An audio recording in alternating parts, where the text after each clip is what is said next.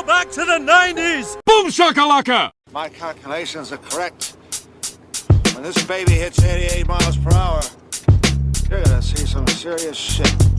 My flows hit you at straight 88 miles per hour, that's enough to generate 1.21 gigawatts, son, and I'm on the run from the Libyans. It was a straight jack move for plutonium, and when they van rolls up, it's pandemonium.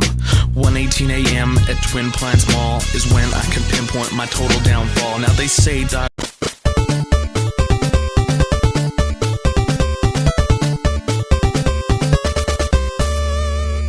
Greetings and salutations, and welcome to Nostalgia, and a very happy Father's Day to not just all the dads out there, but the father-in-laws, the stepfathers, the foster dads, all the great father figures in people's lives. So, in honour of it being Father's Day, let's do top 10 TV dads. And obviously when you hear TV dads, your first thoughts are guys like Homer, Rick Sanchez, Randy Marsh, Peter Griffin. Those are all icons. But those are terrible dads. I mean, Homer strangles Bart, for Christ's sake. The way Peter treats Meg is deplorable. Rick abandoned his daughter. These guys aren't going to be on the list. We're talking proper TV dads. Unfortunately, though, you won't see the likes of Bob Saget in Full House or Carl Winslow in Family Matters. Amazing dads, amazing TV dads, and I have seen them, but I just have not seen enough of those episodes to warrant them being in my top 10. So yeah, TV dads, I've wasted enough time, let's get into it. We're talking about those classic TV dads, the moral compass, the hand on the shoulder, that sage piece of advice from a wise father figure. That's the kind of TV dad we're talking about. Let's get into it. Dear old dad, remember how?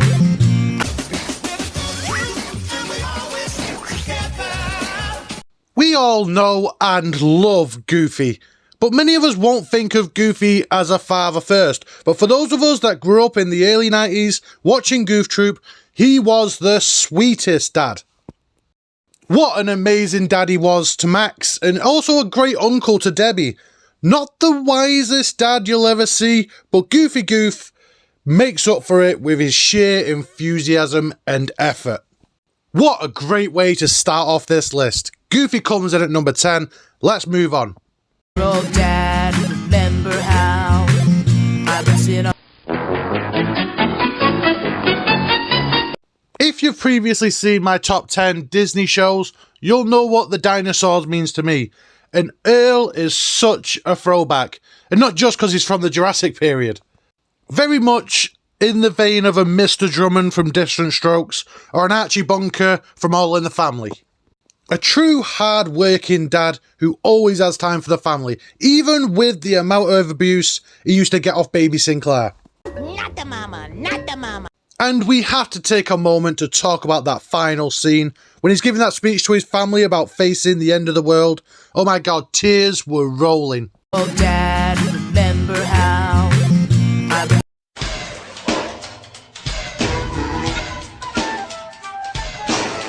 He was in Jungle to Jungle and films like Santa Claus, so in the 90s, all of us wanted Tim Allen to be our dad. But I love me some Home Improvement.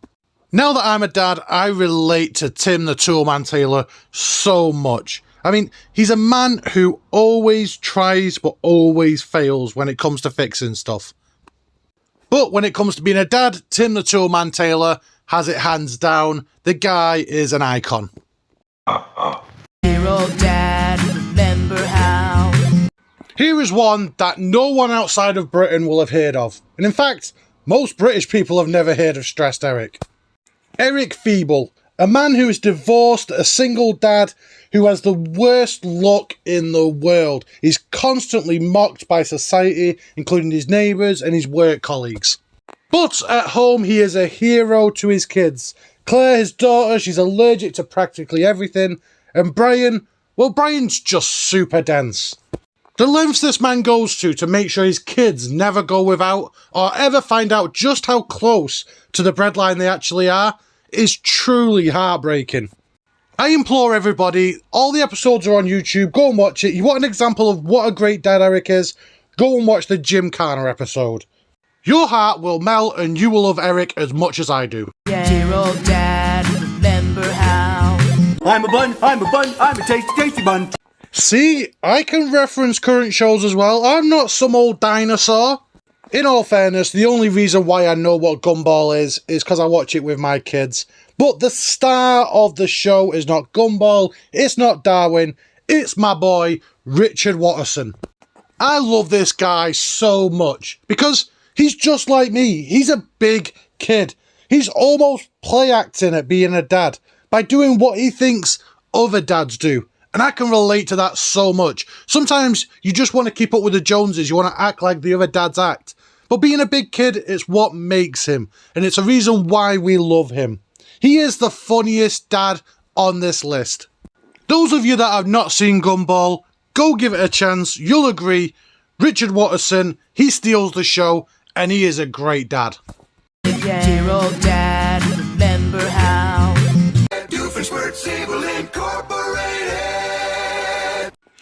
Okay, so after my diatribe at the start about not putting in guys like Homer and Peter Griffin, how am I gonna then go and put a guy that's an actual supervillain and rank him this high?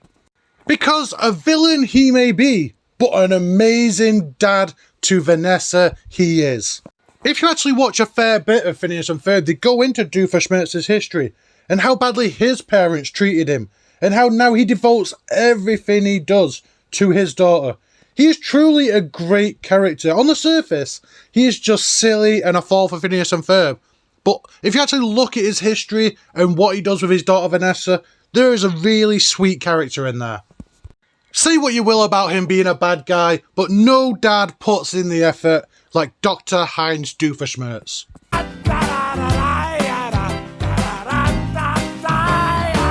Dear old dad, remember how?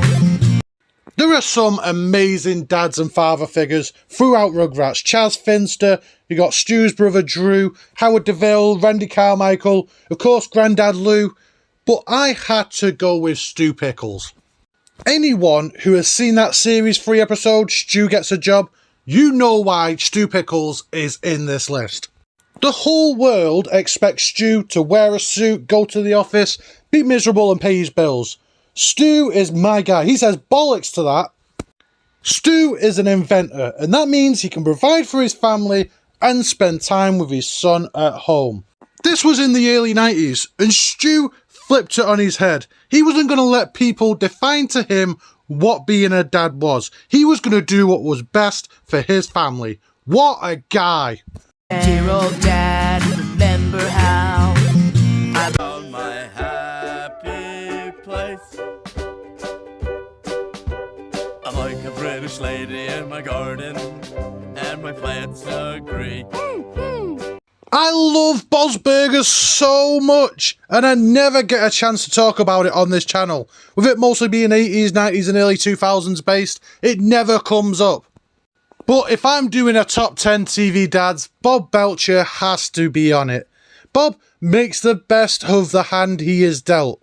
He makes sure his kids have everything they need to thrive.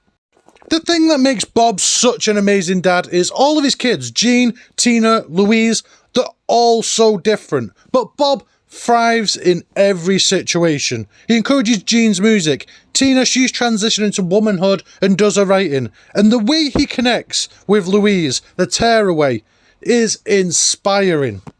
Just go back and watch the Hawk and Chick episode when Bob and Louise connect over old samurai movies. His connection with his kids is my favourite part of the whole series. I can't believe you're really mine. You're a true gift from heaven. Dear old dad, remember how? Uncle Phil was so nearly number one. When I first thought of doing this top 10 TV dads, Uncle Phil was the first name that popped into my head. He is the archetype. He is the model of what a TV dad is and should be. A great dad to Carlton, Hillary and Ashley, but the way he takes the tearaway nephew Will and he sculpts him, he advises him. all while giving him the freedom to remain true to his roots. It is goddamn beautiful. I watched Fresh Prince every day after school, and it was Uncle Phil's speeches and lessons that stick with you. For example, the episode where Carlton and Will, they get racially stereotyped and arrested, or when Uncle Phil's mum comes to visit and she reminds him of when he grew up on a pig farm called Zeke. And who can forget the episode with Will's dad? When Will's dad comes back and tries to ditch him again, it's Uncle Phil that picks up the pieces. I always wanted that hug off James Avery. Dear old dad, remember when you would sing to me, we could do it again. Dear old dad, remember how I would sit on your shoulders, well, how about it now?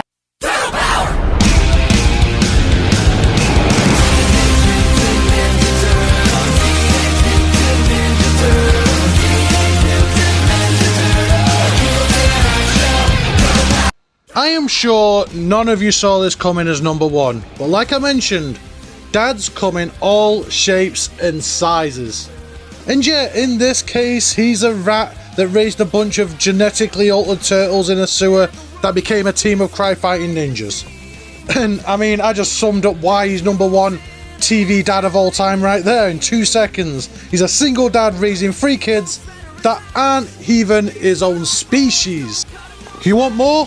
Hell, you don't see Stu Pickles or Tim the Toolman Taylor kicking Foot Clan ass the way Master Splinter does, do you? There have been dozens of TV series and films for Turtles now.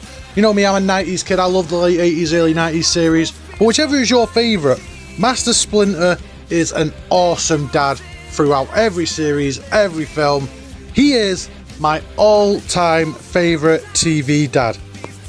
Not just a father, he is a teacher, a mentor, and a sensei, all wrapped into one, and deserves to be number one. It is no exaggeration when I say that some of these TV dads truly inspired me in the way that I raise my daughters. And I had to leave off some massive names: Mr. Rockmore from Kenan and Kel, Ray from Sister Sister. I loved them as a kid. As ever, this is top 10 favourites, not top 10 best. We don't say best or greatest, it's favourites because it's just my opinion. What's yours? I love the likes, the shares, the subscriptions, but what I live for is the comments. I am constantly replying to everybody because I love to see your top 10s, seeing what you liked, what you didn't like about the videos. And finally, I just want to stop by saying Happy Father's Day to everybody, to all the dads, all the father figures. I want to take a second to thank all the great father figures that helped raise me in my life. I was raised by a committee of my friends' dads growing up. I was constantly around their house, watching their TVs, living out their fridges. Thank you all so much.